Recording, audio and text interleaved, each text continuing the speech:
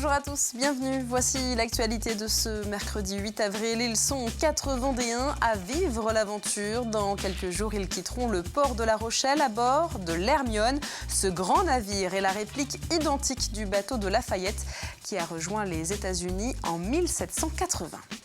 Être en CDI et en intérim, c'est possible. Ce contrat existe depuis 1 an. 12 mois plus tard, rencontre avec un jeune de 21 ans qui désormais bénéficie d'un salaire, même lors des périodes sans activité.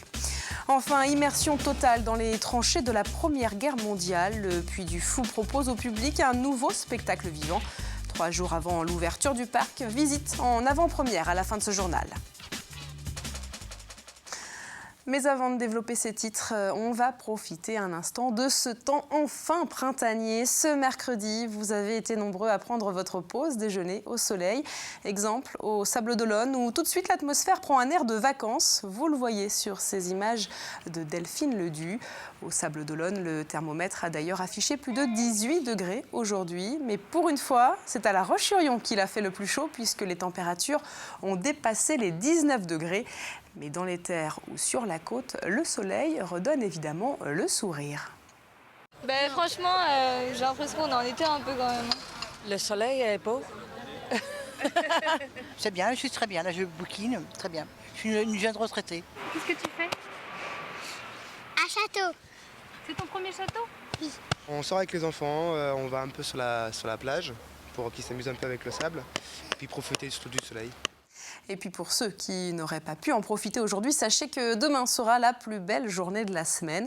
Un peu partout, le thermomètre affichera donc entre 20 et 21 degrés. Et profitez-en, puisque dès vendredi, le temps se dégrade. Les nuages reviendront dans le ciel vendéen et il ne fera pas plus de 16 degrés samedi. Mais bonne nouvelle, le printemps est tout de même définitivement installé et le soleil devrait largement réapparaître en milieu de semaine prochaine. Et le point complet sur les prévisions, c'est tout de suite après ce journal.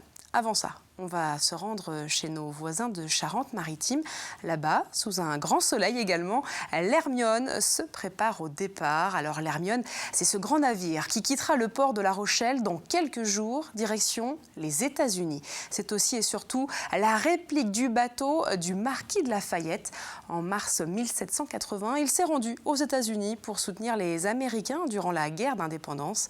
Alors 3 siècles plus tard et après 20 ans de construction, l'Hermione 2 embarque 80 personnes à son bord. Parmi elles, 4 Vendéens. À quelques jours du départ, Samuel Grasset les a rencontrés. L'Hermione est encore amarrée au bassin des Chalutiers à La Rochelle, mais les manœuvres ont déjà débuté. Pointe temporaire et reprendre les 4 pointes. Ce matin, l'équipage installe la grand voile. Ils seront 80 à embarquer dans une semaine, direction les Canaries, puis la côte est des États-Unis début juin, avec une réplique quasi exacte du bateau de Lafayette de 1780. Parmi l'équipage, Jeanne, originaire d'Esnay, elle fait partie de la 50aine de volontaires bénévoles.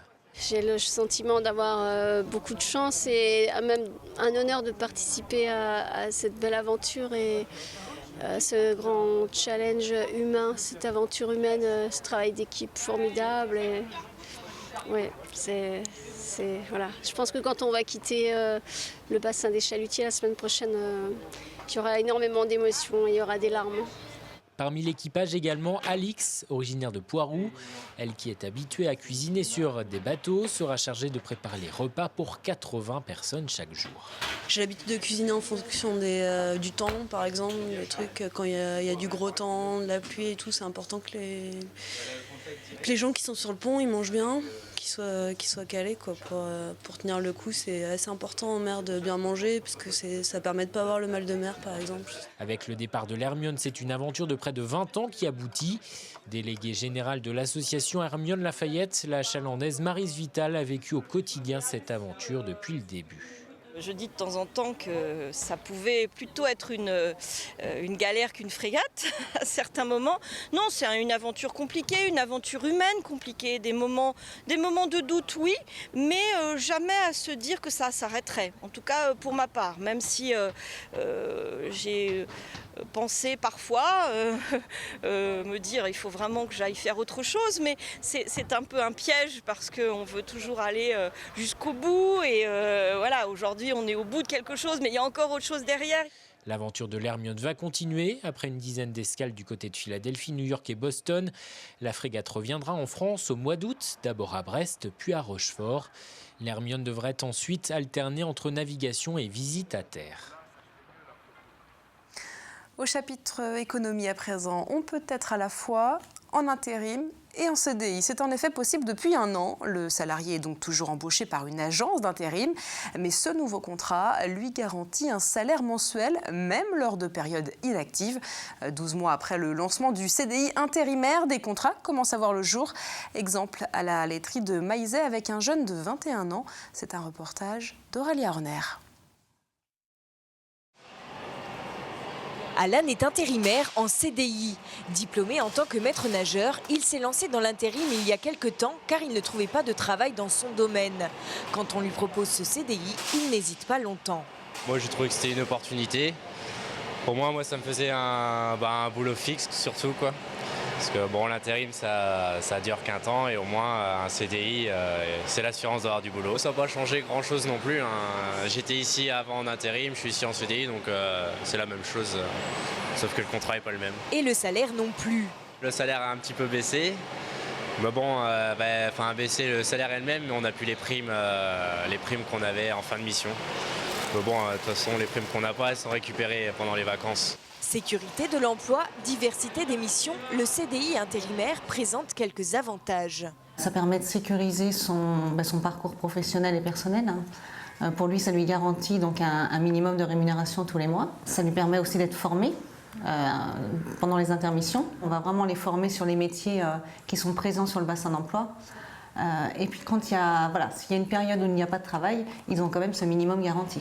Intérimaire et employeur, chacun y trouve son compte.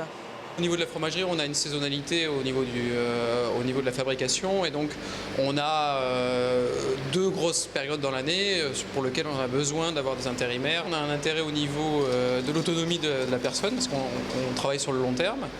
Et puis au niveau polyvalence sur une PME comme nous, ça nous permet d'avoir quelqu'un qui s'intègre vite dans les équipes. Mis en place en mars 2014, le CDI intérimaire est en voie de développement. L'agence de Fontenay-le-Comte a signé 5 contrats au niveau local. Mais sur le plan national, c'est déjà 700 signatures de contrats et l'objectif est d'atteindre les 1500 signatures d'ici fin 2015. Rencontre à présent avec des étrangers installés en Vendée. Beaucoup viennent d'arriver.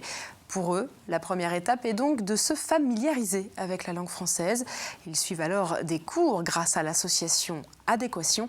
Annelise Vinet s'est rendue dans l'une des classes à La Roche-sur-Yon. 6. Leçon dialogue. Dans cette classe, une dizaine de femmes de diverses nationalités.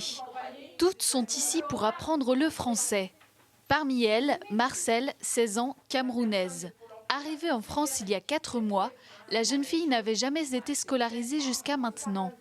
Aujourd'hui, elle envisage de travailler dans l'hôtellerie. Je trouve ça vraiment commode, normal d'apprendre le français parce que sans français, si tu ne sais pas t'exprimer en français, tu ne peux pas t'en sortir en France. Tu ne pourras jamais avoir un emploi. Comment est-ce que travailler? Tu ne pourras rien faire. Une volonté majoritaire de s'exprimer en français pour s'intégrer économiquement par le travail qui se révèle efficace. On voit de très beaux résultats. On en a qui travaillent à la suite. Il y en a qui, même des personnes en cours de formation qui me disent « ça y est, j'arrive à aller chez le docteur toute seule, je téléphone toute seule ». Enfin voilà, ça c'est des petites progressions, mais qui sont super, quoi. Et quand ils nous le disent, c'est encore mieux, je trouve que voilà. Ouais. Ah oui, on voit des belles progressions.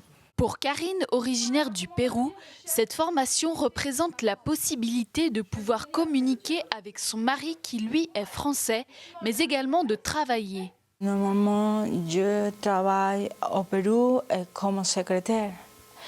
Ici, en France, c'est possible de travailler avec un enfant. L'objectif à la fin de la formation, obtenir le diplôme initial de langue française. Un niveau de connaissance indispensable pour obtenir éventuellement la nationalité française. Le meilleur apprenti de France en travaux paysagers sera-t-il vendéen? En attendant, 7 jeunes du lycée Nature viennent de participer au concours départemental et tous ont été sélectionnés pour le niveau régional. Ils ont eu 8 heures pour réaliser leur épreuve. Les exercices pratiques ont d'ailleurs eu lieu sur le site du lycée à La Roche-sur-Yon. Il s'agissait d'une première pour l'établissement, comme nous le confirme une formatrice. Depuis plusieurs années, ça fait 25 ans, je crois précisément. Effectivement, c'est la première année où le CFA Nature participe à ce concours. C'est un concours, c'est pour eux qu'ils le font. Hein. C'est vrai que en termes, c'est ce qu'on leur dit, sur un CV, ça peut toujours être valorisant. C'est une reconnaissance professionnelle de leur activité, donc de leur apprentissage. Notre chapitre sport et le circuit de la Sarthe Pays de la Loire est lancé, mais cette année, la compétition ne passera pas par la Vendée. Vous le voyez sur le tracé, l'épreuve est partie hier de Sablé-sur-Sarthe. Ce mercredi matin, les cyclistes ont rejoint Angers et dès le début de l'épreuve, Thomas Voeckler de l'équipe Europcar a participé à l'échappée et le leader du team se place 4e au classement général.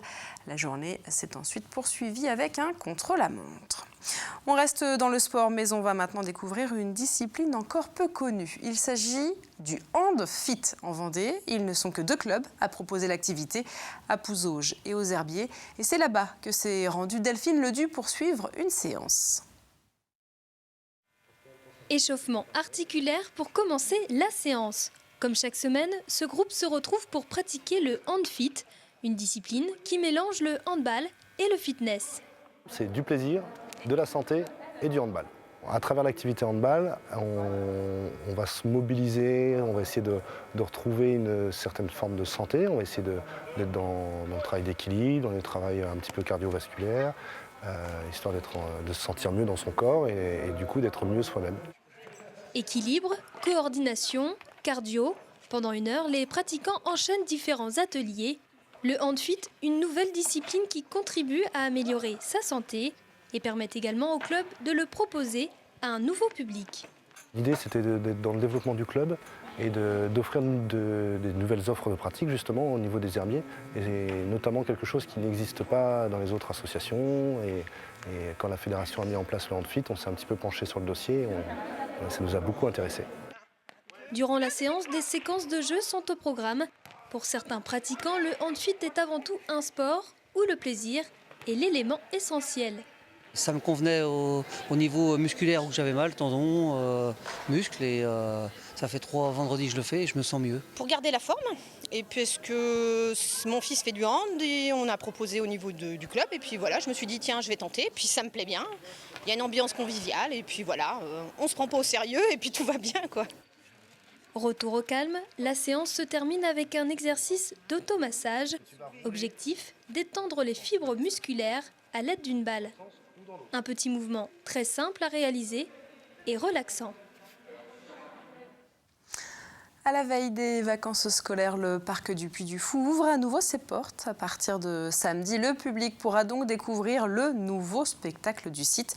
Mais cette fois, il s'agit d'une véritable immersion. Le spectateur est en effet plongé dans les tranchées de la Première Guerre mondiale.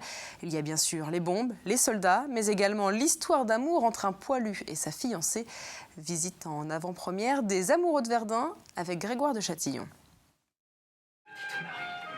Ce que vous allez vivre ici est une expérience unique. Vous allez être propulsé dans les entrailles d'une tranchée de 300 mètres de long, au cœur de la Première Guerre mondiale. Le Puy du Fou a mis toute son énergie pour rendre cette tranchée la plus réaliste, la plus authentique possible. Le visiteur va alors découvrir la réalité de la vie des tranchées. Et puis, en progressant au cours de cet univers spectaculaire, le voilà arrivé le soir de Noël 1916. Une contre-attaque. La nuit de Noël. Mon pilier, tente d'établir la liaison avec eux. Reçu, mon capitaine. C'est bon, je les ai. Il aura fallu 3 années de travail, appuyé par une équipe d'historiens, pour mettre en scène les amoureux de Verdun. C'est la première fois que je vais si loin au niveau des recherches historiques. Ça m'a beaucoup enrichi personnellement, mais en plus c'est vrai que on met le doigt dedans et puis on est entraîné finalement dans cette curiosité, cette gourmandise, on pourrait presque dire, de réalité. Donc tout le travail qu'on a fait avec les historiens, les archéologues a été un travail qui a dépassé je dirais, le cadre naturel de mon travail de décorateur. C'est un spectacle qui prend les spectateurs par la main et qui leur fait quitter la tribune dans laquelle on leur propose de s'asseoir habituellement et on les emmène sur la scène, dans la scène avec nous, et évidemment avec encore une fois un tel réalisme que je crois et j'espère que nos visiteurs seront bouleversés, émus et enchantés finalement par cette expérience. Un spectacle d'un nouveau genre sur fond d'un échange épistolaire entre un poilu et sa fiancée, un savant mélange d'histoires vraies et de frissons, comme sait si bien le faire le Puy du Fou. On termine avec un point sur la météo et on le disait en début de journal, ce jeudi sera la plus belle journée de la semaine. Le matin, il fera encore très frais, mais au fil des heures, le soleil réchauffera l'atmosphère et les températures dépasseront donc les 20 degrés. Dans quelques minutes, Sarmel Pavageau vous confirme cette bonne nouvelle. Quant à nous, on se retrouve demain pour un nouveau point sur l'actualité vendéenne.